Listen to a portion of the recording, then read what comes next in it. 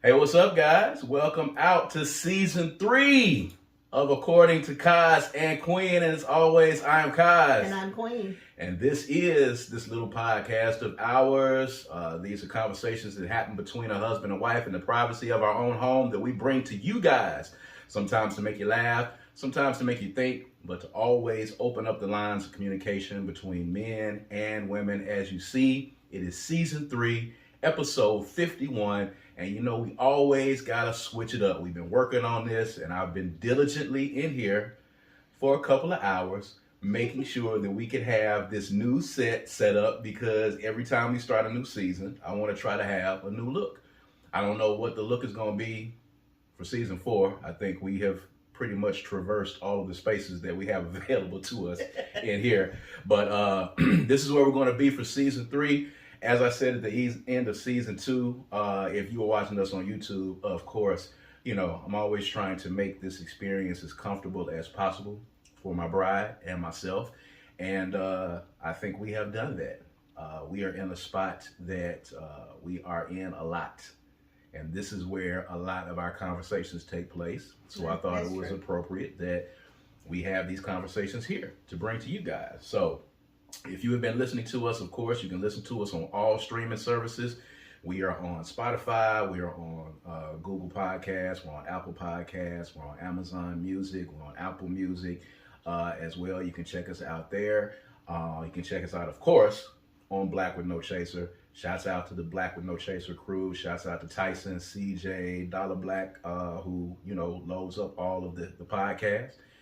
He hit me up in the DMs and said, you know, make sure you send me season 3. We're ready to get it started. So make sure you can check us out on Black with No Chaser Radio as well. And of course, if you were looking at us right now, we got a new setup. You know, if you're listening to us, you can't see this, but if you go to the YouTube channel, of course, you can check us out. So make sure that you like and subscribe to the YouTube page. All right. That is youtube.com/Brad Kamikaze Franklin. That's youtube.com/Brad Kamikaze Franklin. You can check out all of the past seasons of According to Kaz and Queen, and you can check out season 3. All right, we got a new banner. We got a lot of things going on. We got to talk about debate night. We got something really, really cool that's going to be coming up. So we're going to tell you about that. We got a lot of special guests that's going to be coming up on season 3 and a lot of good conversations. So, you know, you ready? Yeah, that intro was super long. Was it? Yes.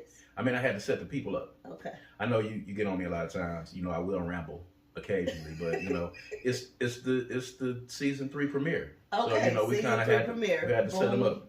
Now you ready? I'm ready. All right, that's cool. But at any rate, of course, we're gonna get this season 3 started, man. We're gonna get things going on. For those of you who did not know, it was our anniversary just a few days ago. All right, celebrating 14 years of wedded bliss with my beautiful bride. And this was another year of introspection, of reflection. We've been waiting to have our conversation every year. When we have our anniversary, we have a conversation about reflecting on the previous year and goals that we want to do going forward. You know, we've kind of been missing on that conversation this year because we've had a lot of stuff going on. But here we are, 14 years of wedded bliss, our anniversary. You know, just I think maybe a little over a year and a half ago, we weren't doing a podcast. It's a lot of stuff that we weren't doing. You've had a lot of things to happen. We've had a lot of things going on in the marriage as well. But, you know, for the married people out there and for the single people out there, reflecting on 14 years of marriage, 14 years of marriage. What are your thoughts initially? I'm glad you stuck around. I'm here. I'm here. I know that I am not the easiest wife in the world. I recognize that. But he is not the easiest husband either. I'll give you that. Together we we make it work. Falling in love more and more every day. That's probably to be expected for most married people. Maybe not, but you know, you would hope. But I think that what makes me most thankful is that we continue to grow individually and intentionally put effort into growing together. Mm-hmm. Like, we don't want to look around in 6 months or a year and not know the other person, not know their feelings, their thoughts, their desires, their dreams, the things that they want to work on. We just kind of try to stay in touch with each other. It's not always pretty. We don't aim for pretty. We aim for doable.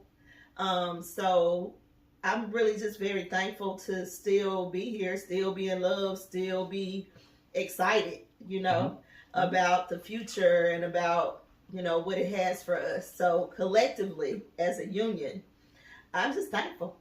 We say all the time that marriage is work. And I think a lot of younger people hear that all the time. And, when I go on social media a lot, I see a lot of these takes from young people who, are, I guess they're fighting back or they're pushing back against the notion of marriage having to be hard work. They are pushing back against the notion of you being able to outgrow someone. They're pushing back against a lot of the notions that, married people that have been married for a while know to be true.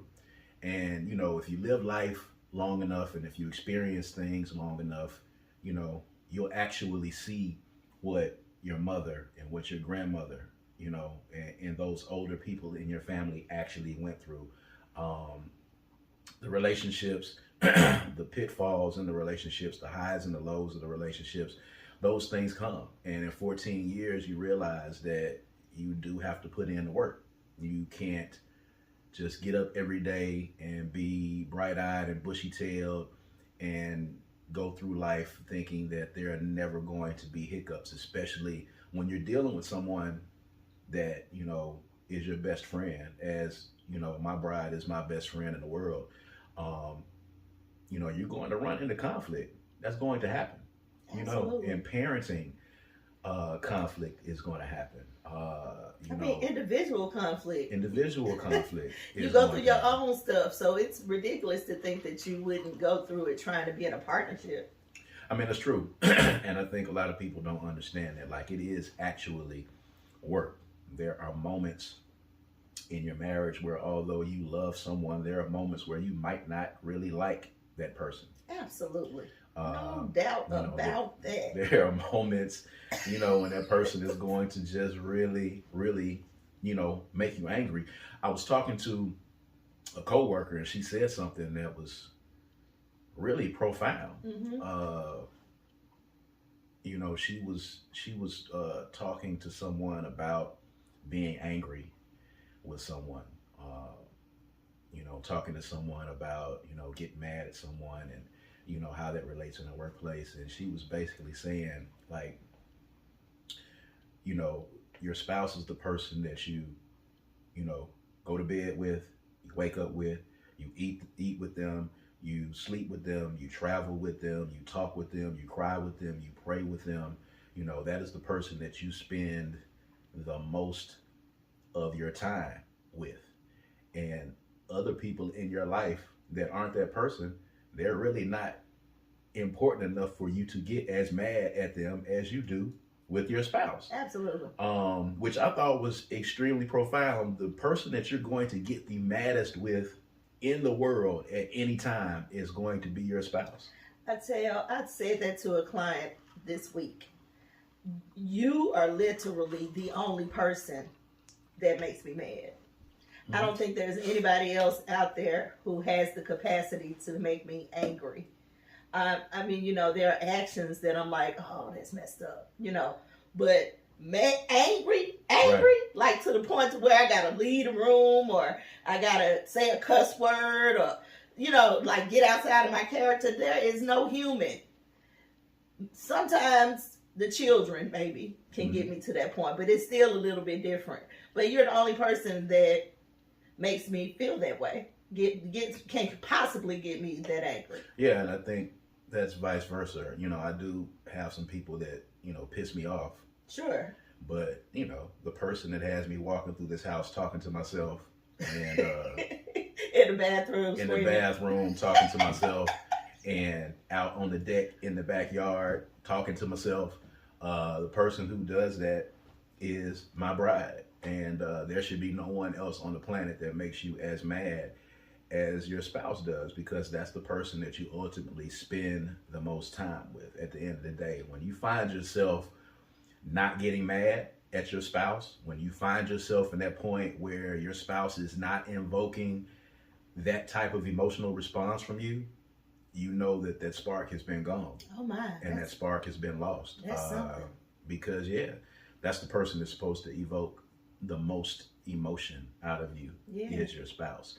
You know, I was thinking, I don't mean to cut you off, but I was thinking about the fact that, you know, we consider each other to be best friends. People throw that around all the time, and I see it. People post it on Facebook. My husband, my best friend, my wife, my best friend, blah, blah, blah.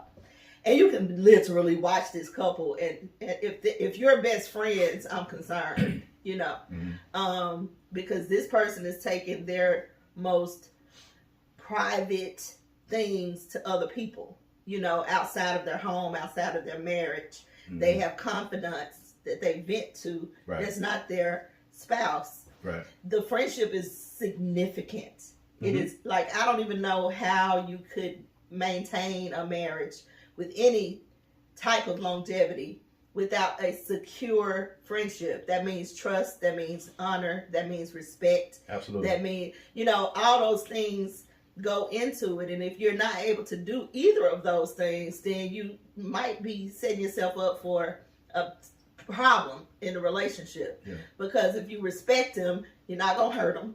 If you admire him, you're always inspired. If you honor him, you're going to always want to do things that make him feel good, look good, you know, appear good, you know. So it's always in the back of your mind somewhere. You always are thoughtful of your spouse. You know, some people are not thoughtful constantly of their spouse. Being mindful, I think, is important. Sure. In the decision-making process, just even earlier before we were recording this, you know, in parenting, you know, having that conversation and being mindful of communication and being mindful of, you know, letting the other person know what's going on and what's happening. And that's more paramount because we are parents. The communication has to be even better than even a couple that does not have kids, because when you're parenting and you've got a kid who gets into those teenage years that understands how to, you know, go to one parent and say something and go to another parent and say something, and that happens a lot. And then when those conversations are not taking place, is how those kids take advantage of that. And I think one thing that our kids have probably known over time is that, you know, we're going to have a conversation and we're going to talk at some point. You know, few things sometimes, you know, if you forget, you know, our daughter has a habit of, you know, sometimes telling me something a day before she tells her mom, or she'll tell her mom something a day before she tells me. She'll get around to it, but there's a gap in between. I don't think it's intentional. I think the reason why she does that is because that first parent does not answer her quick enough. She needs an answer. She is like, I asked you, you didn't answer me, let me try this other one. You know what I'm saying? But whoever's around can get it. Yeah, that's true. So communication is important. I think also, you know, we've set some intentional goals in communicating. We've set some intentional goals in career. We've set some intentional goals in family. I think those are important. I think in 14 years, I think we have changed tremendously from where we were in year one. We are both different people. And I think this marriage is in a different place than it was 14 years ago. We were, you know, as I said in my post, in our anniversary post, you know, we were two immature, broken people who were coming from crazy relationships and crazy situations and, you know, crazy livelihoods that we were in, and me coming from being in the music business full time, and, you know, you living in Atlanta and coming back over here and, you know, getting back into the corporate world and diving off into that, and us, you know, starting a business together. And that was kind of the point, you know, I think kind of in year 6 or 7 of our marriage that we really started learning how to work together and communicate. And it's funny because it took a lot of time. Like, you're going to be evolving and learning as the marriage goes. You're going to learn something new every year, and you're going to reach a milestone every year. And even as much as you might know somebody, you still don't know the heights that they can reach. You still don't know where that person is going to evolve to in a marriage. You know, it takes years. You know, 14 years from now, we'll still be evolving. Sure. And we'll be different than we are now. We'll be able to reflect on it. You know what I'm saying? God willing. So, you know, you have to be there. You have to be willing to evolve. And sometimes that doesn't happen for everybody, which, you know, leads us to, you know, talking about what's been happening here in the past week. Of course, you know, I call it Breakup Week 2023. You know, because there's a lot of breakups from these celebrity couples, and I think in talking about outgrowing someone, Teyona Taylor and Iman Shumpert announced that they were going to be separating, and then a lot of people came on and they were saying, "Oh my God, how could you say that you are outgrowing someone? That doesn't make any sense." And Teyona was like, "You know, we are great business partners, we are great parents, we are great friends, we are just not a great married couple." And everybody was like, "Well, if y'all are such great friends and y'all are great this and y'all are great that, why aren't y'all together?" And I think in a lot of instances when you have these celebrity couples that people have invested themselves in, they want them to stay together, you know, for selfish reasons. But it gives us something to believe in. I wanted to get your thoughts on that because, you know, I saw a lot of people, there was a post that went viral about outgrowing your spouse. And of course, it was a young person who hadn't really lived a lot of life yet and was probably in their 20s. Oh, I can't, you know, what is this outgrowing thing that y'all are talking about? This is something that's just made up. And I read it and I was like, that's crazy because you hadn't really lived life. You can absolutely outgrow somebody. And in Teyona's case and Iman's case, you can absolutely be very good friends and co-parents with someone that you absolutely positively cannot be married to and should not be married to, and vice versa. Mm-hmm. What's your thoughts on that? You know, so I kind of have, I'm still developing my thought on that. But what I'll share is, I believe that it is possible to outgrow a person. But I also believe that if you put in the work individually and together to pay attention to your spouse, I don't think outgrowing happens when you're supposed to be together. You know what I'm saying? So it's like, I think the outgrowing happens when one person is doing self-work and the other person is not, or is not doing it at the same pace. Mm-hmm. There has to be an intentional effort to stay in touch with each other. To make, like I just finished saying, you have to make time and effort. You put in time and effort to have conversations. How do you feel? What is your emotion? How was your day? Mm-hmm. You know, you have to be interested in your spouse. You have to care about what they're going through and pay attention to how they're growing. People who grow apart, they who end up not together, they grow apart because they have not been sharing their lives together. Mm-hmm. That's what I believe. So I think you have to be real intentional. It's very hard to do if your work is on one coast and you live on another coast and he works on another coast. Like celebrities, that's possible for them.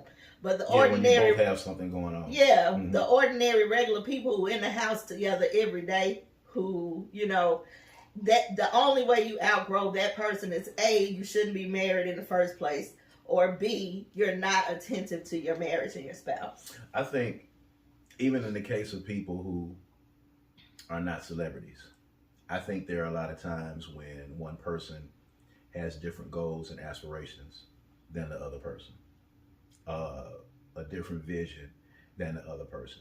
Or in some instances, one person decides that they are done doing some of the things that they may have been doing as a couple. You know, a prime example, you know, a couple that is used to going out and partying together and being out all the time and traveling and going places and, you know, socializing. and then one of the people decides that, I want to work on, me, or I want to work on this business, or I want to go back to school, or I'm just burnt out from being on the social scene, and they decide that they don't want to do that, and the other person still gets some pleasure from being able to do that, you can definitely start going in different paths. When you have one spouse that's more motivated than one spouse that wants to go back and get an education or try to get another job, or maybe try to work 2 jobs, maybe wants to get out of the neighborhood that they're in, or maybe wants a new vehicle or some things along those lines. And then you have one spouse who is content with being where they are. I call it the Carrie Heffernan and Doug Heffernan syndrome, where you had, of course, King of Queens. We're big watchers of King of Queens. We hadn't actually binged it in a while, but Carrie Heffernan was very upwardly mobile. She wanted to live in the city. She wanted to be in the mix. She wanted to be in the corporate world. She wanted to move up the corporate ladder. But is that outgrowing or mixed matched? It could be both a little bit, but if you end up together, there's an opportunity to where you can grow apart in that. Now, in their particular instance, they didn't grow apart. They talked about it and they were able to fix it. But, when you have one spouse that wants to do a lot and wants to be upwardly mobile, and then Doug only wanted to go to work, not be seen, not make any waves, not be known. He wanted to go to work, get his check, and come home. But the problem came in for them when she wanted a life in Manhattan and he didn't want that. Mm-hmm. That was the problem for them. And it almost broke them up. He had no problem with her growing and going up the corporate ladder. He had no problem with that until it infringed upon the life that he saw for himself. Mm-hmm. I believe that if you stay in tune with each other through the whole process, then you don't get to that day where it's like, I want to go to Manhattan, and you like, what? You know what I'm saying? It's just immediately. Yeah, like, I don't want to go to Manhattan. Like, Carrie should have known that was not something he wanted. Mm-hmm. Mm-hmm. I don't know if it could have been worked out, but I do know that it shouldn't have been jarring for either one of them at some random point. Right. Like, it should have been some communication about what, like, we're talking now about retirement. Mm-hmm. I want a farm. I want chickens. I want cows. I want land. I want all of this. And you know that. When we get to the point, and you're not absolutely on board with that, our compromise is, okay, you can have that as long as the city is 5 minutes away. 10 minutes away. It's got to be close. I know that. So it's got to be close. There's not going to come a day when we get ready to have that life that we're going to be looking for the city being 30 minutes away. You see what I'm saying? Yeah. So they had not been having that conversation, and thusly not being attentive to their spouses and attentive to their marriage. You want to know what it is, and this is funny because this is really elementary. My thought process is I don't want to ever, and this is going to change the older that I get, and it's probably going to be coming up soon. Right now in my head, I don't want to be too far away from my house once I leave the club and I'm drunk. I don't want to have to drive too far. That's your reason? That's your whole reason? Not my main reason. Because we don't really go to the club now. Yeah. But I think about times when, just say for instance, if I'm doing an event and I'm exhausted from doing an event, if I'm doing Jacksonians Music Week, or I'm at a show that I'm promoting, or whatever the case, and the end of the night is there and I'm exhausted, I don't want to have to think about, oh my God, I got a 25-minute drive to get home and I'm tired as hell. That's what I think about. Or we done went out and we done had a fantastic time and I am tipsy in a mug and I got to straighten up because I got a 25, 30-minute drive. Like the people that live on the outskirts of this city, like, my sister stays 25 minutes on the outskirts. She stays in another city, a couple of cities over from Jackson. And I think about the times when she comes here and we partying, we hanging out, we drinking, we doing whatever. And then she has to get in her car and she got to drive 25, 30 minutes. That would be torture for me. That's only because you have never had to do it. I lived in Clinton. My life was in Jackson. I drove to Jackson every day. I used to have to come, when I was coming to see you in Clinton, that was far as hell for me. I'm just going to put that out there now. When we were courting, I was coming out there. I would have come to wherever you were at the time. But when you were on the outskirts of the city, you know, I had to get myself ready to come out there. And then, of course, coming back from out there after leaving you was crazy. And then, of course, you know, my license was bad than a motherfucker at the time. So, of course, not only do I have to drive from Clinton back to Jackson, I got to drive from Clinton back to Jackson like I got dope in the car. That's how I got to ride back. I got to take the side streets. I got to go over the hills. I got to watch the lights. I got to watch this. I got to do all of this. I got 20 minutes of this before I can get close to my house and everything is cool. You know what I'm saying? Well, you should be doing that anyway. No, I mean, you know, that was then. Of course, you know, I'm completely riding legit now, ladies and gentlemen, by the way. But, you know, at the time, you know, according to you, I was risking it all to come out there to Clinton. You know what I'm saying? I was risking it all because I was in love, and I was risking it all. Bad license and all. Driving out there 20 minutes, drinking, because I was always drinking. I always had a beer, you know, not drinking and driving per se, but, you know, drinking and then driving. But, you know, that's not what I want to do.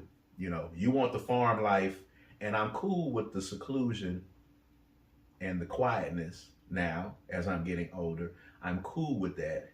But I need to be able to not have to drive that far to get the turn up. You know what I'm saying? Mm-hmm. So I don't think turn up is going to be that prevalent forever. It might not. It might not be. But, you know, in the case of Teyona and Iman, I think they made a good decision. I think that for their children, I think having a cordial relationship and being cool with each other and being able to co-parent, I think that's one of the best things in the world.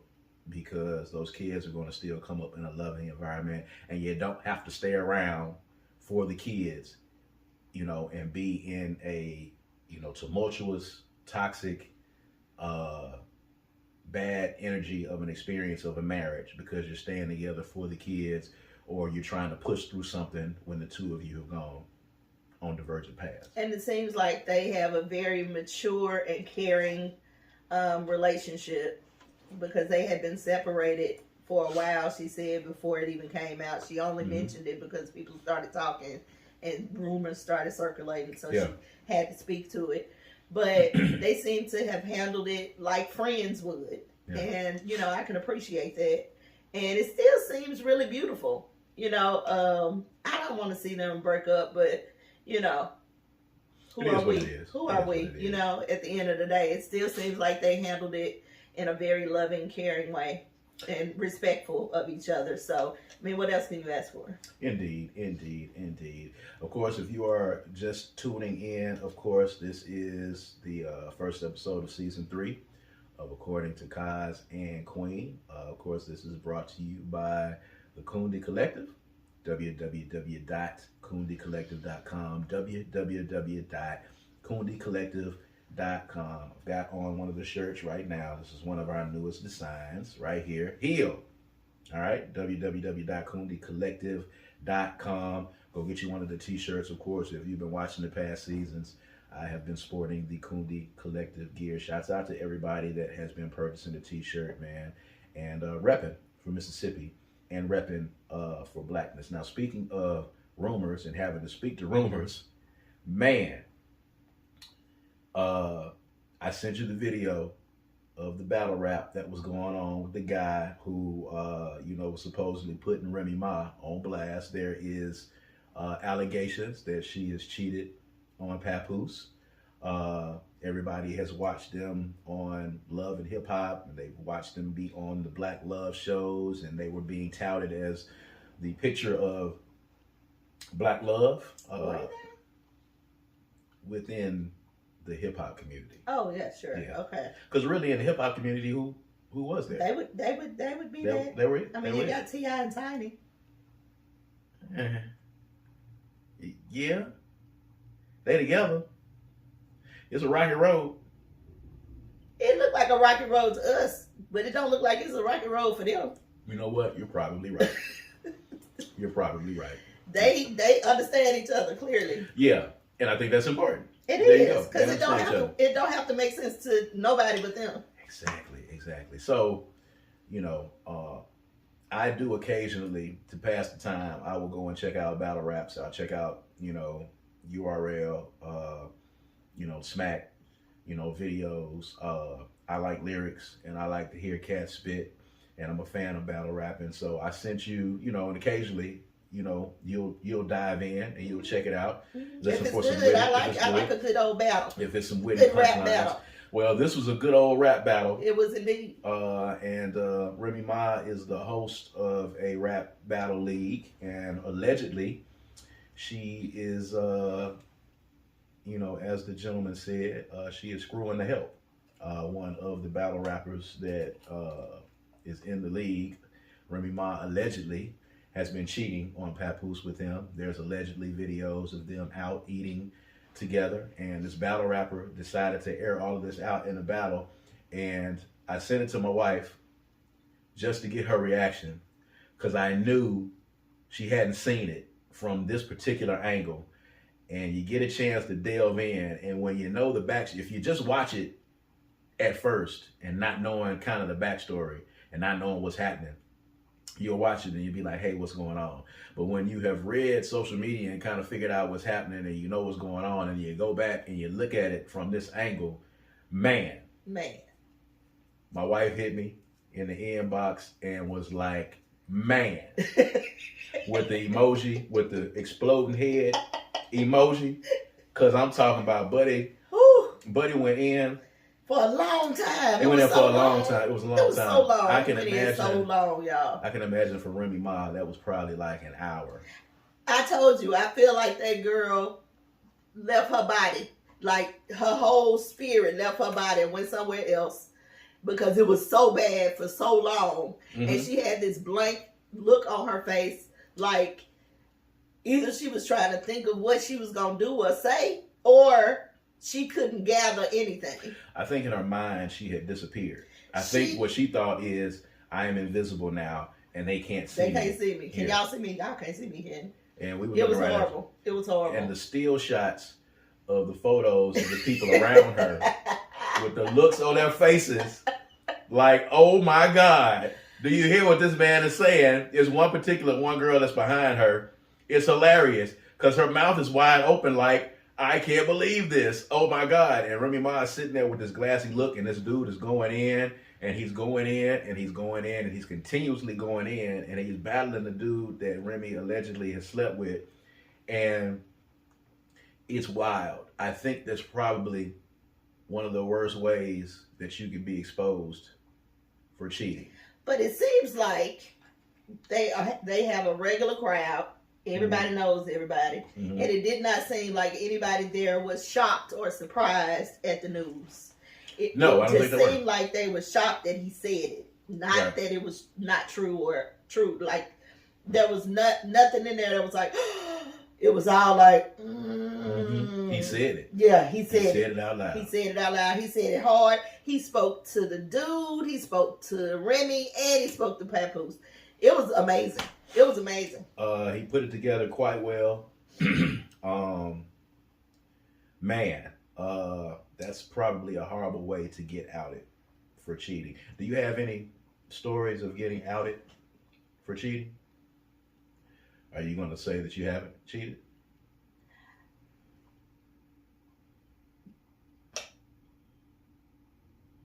Can you see me? I can see you. You thought she had disappeared. Nope, it didn't work. You're still here. Y'all can see her. Y'all can see her, right? She's still here. When I was younger, I liked two dudes. They were friends. You know, when you're young, this stuff happens. It's not big news. But I liked two dudes. Both of them kind of knew I liked them, and neither one of them really was all about me or anything. But they was probably just trying to hit. So they tolerated me. And I just was talking to both of them. And my sister told them both that I was talking to them. Oh, wow. That's terrible. She told them both that I was talking to them. That's terrible. Yeah. Your sister ratted you out. She ratted me out. And I watched her do it. Like, she stood in front of our house and told both of them at the same time. Did she call them over? I don't know. she called Why them did they over end up if they were together at just the same time? outside. You know, they were neighborhood people, so you know, you be out in the neighborhood, everybody out and stuff. So I don't know if she like called them or how the conversation went on, but they both confronted me afterwards, and I was too young to know how to get out of it. So I was just like, huh, what? Didn't really make no difference though. Either way, we just picked up where we left off at the next day. That's tough. You see a lot of older people that are still getting caught up like that in the same way. I was looking at, they had a video of an episode of Cheaters. And you know, the most ironic part about this is that Peter Guns is the host of Cheaters now. And he's a notorious cheater. Mm-hmm. So he walked upon this dude, and Peter Guns was confronting the dude about cheating. And the dude was like, hey man, it's you Peter Guns? You be cheating too. It's hilarious. I got to send that video to you. It's hilarious because he was flabbergasted like, hey man, you doing what I'm doing. You can't be hosting the show. I thought that was pretty funny. So have you think you're not going to have to answer that question?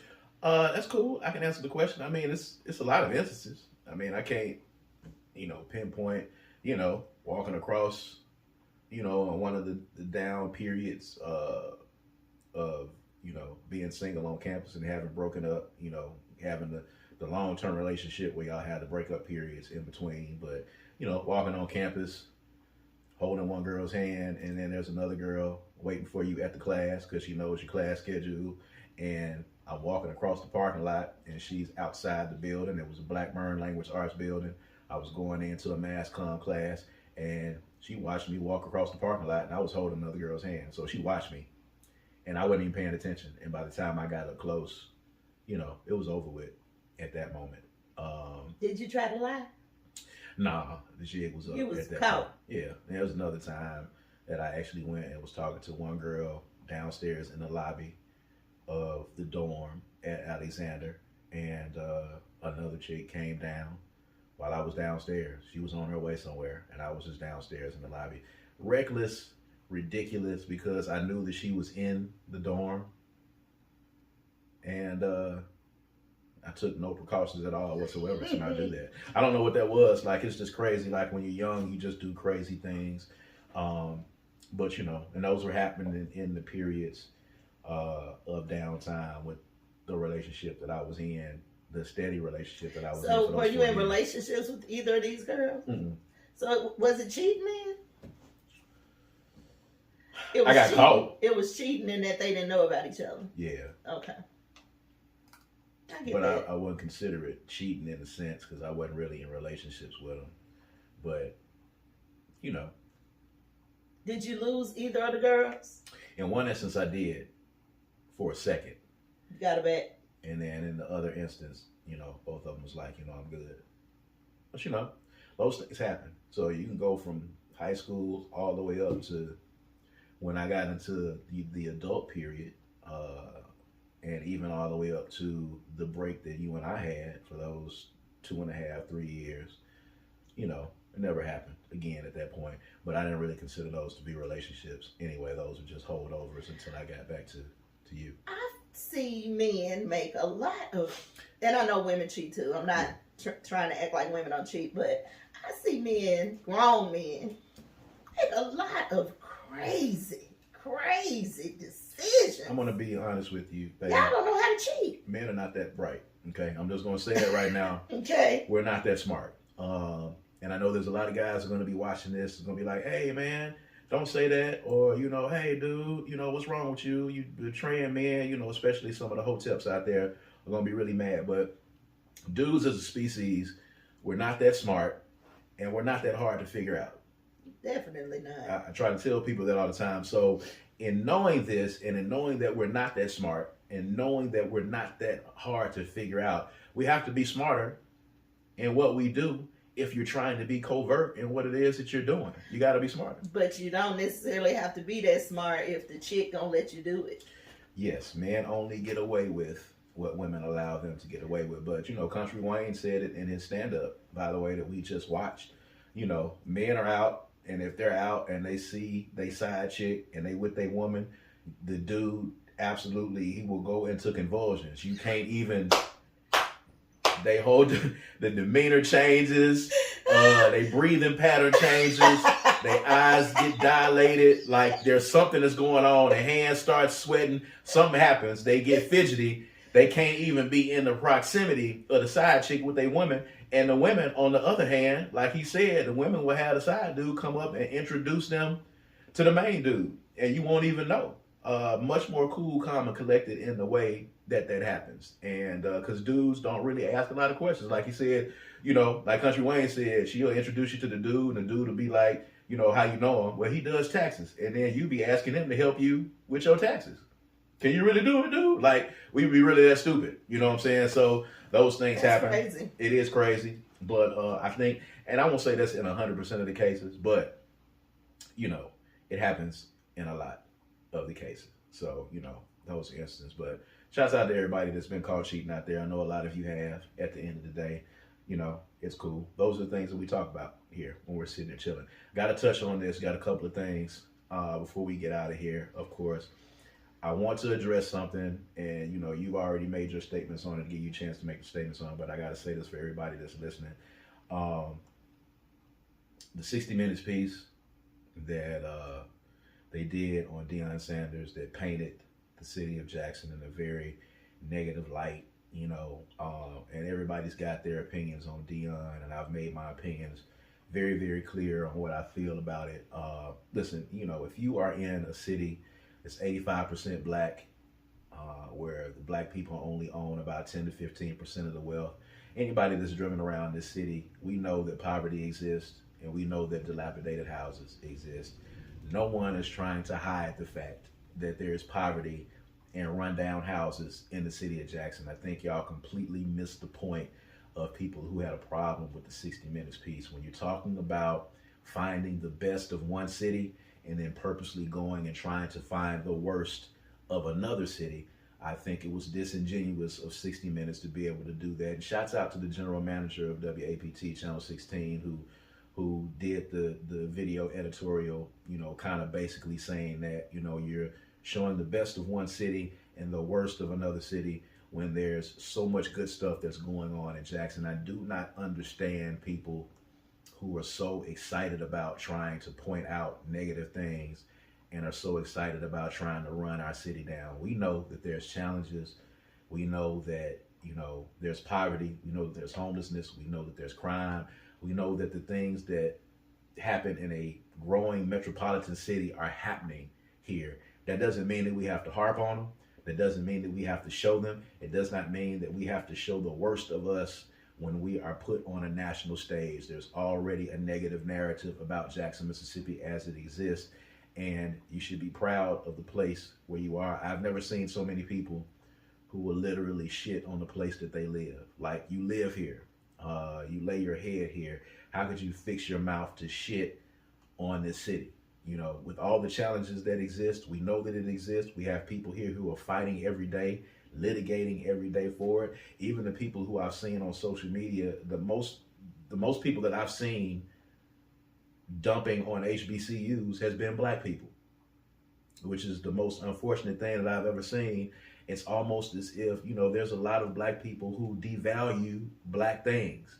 And that's unfortunate because the biggest critics of HBCUs are black people. As much as we have to fight and as much as we've been through, the majority of the people that I see running down Jackson State or HBCUs, period, and talking about the campuses and talking about the schools and the neighborhoods that surround them have been black people.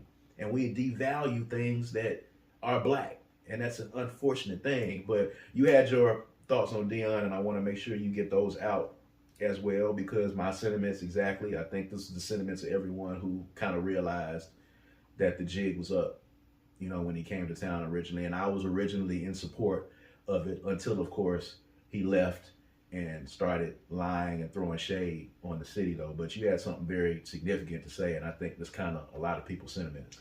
Well, I'm not real invested in the Deion talk at all. Mm-hmm. And mostly it's because he has always been who he is. There's nothing new about him.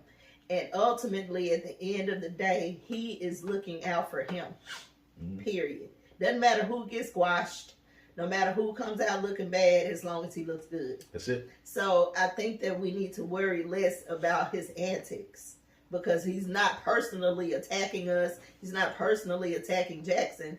He, in his mind, is building himself, building himself and building his brand and staying on task to what he sees himself as.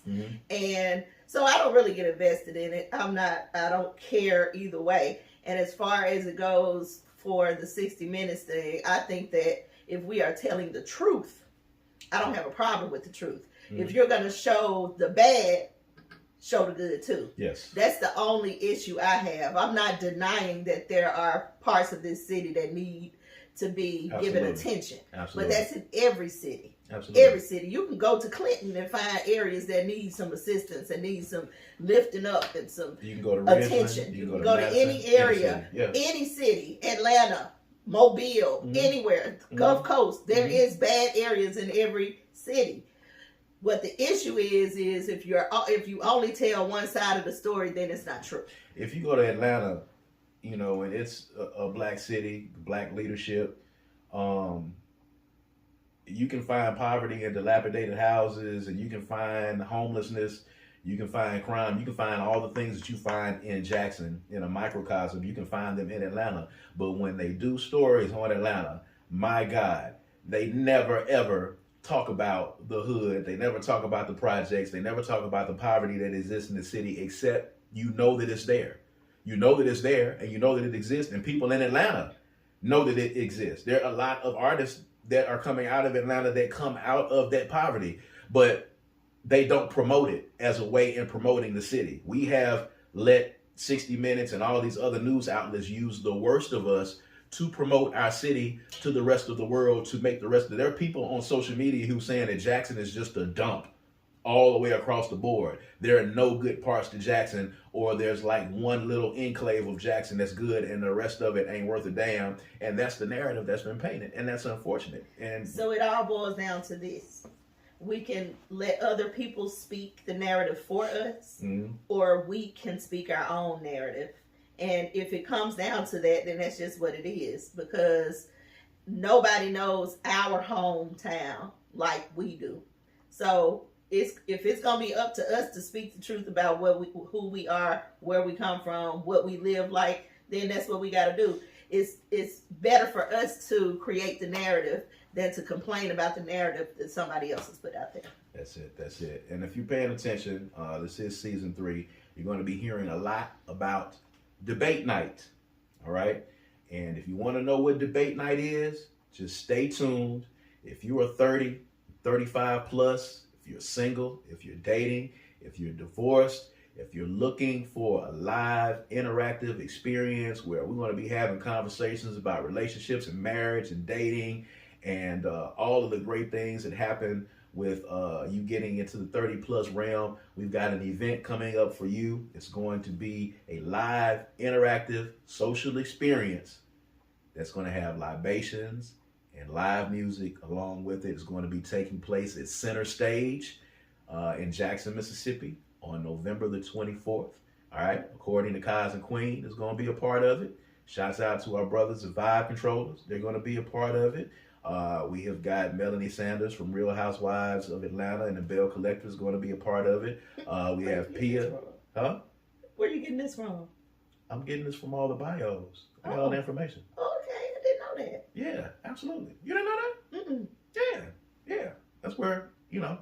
Okay, I'm sorry. I interrupted. Go ahead. All right, that's cool. So, yeah, and we've got Pia Najjar, who is the general manager of Crunch Fitness. She is a huge fitness instructor. She's going to be a part of it. We're basically going to be taking our podcast and we're going to be doing them live on stage. It's going to be like you're coming to a concert, but you're going to be seeing the podcast and you're going to see us do our thing live on stage. We're going to be having live conversations, live interaction, live music, libations. It's going to be live. You're going to have the opportunity to see us live and in person. We're going to do it here in Jackson, Mississippi, and we're going to take this thing all over the state and all across the South. It's going to be really dope. We're going to take this thing live and on the road. So stay tuned because debate night is coming. All right. Make sure you get ready for it. Make sure you look out for the information. We're going to tell you exactly what's going down so you can be a part of that as well. And tell us what you think about the new setup. All right. I took a lot of time to come up here and make sure that everything was right. Get And the now lighting he's got right. to take a lot of time to take it down.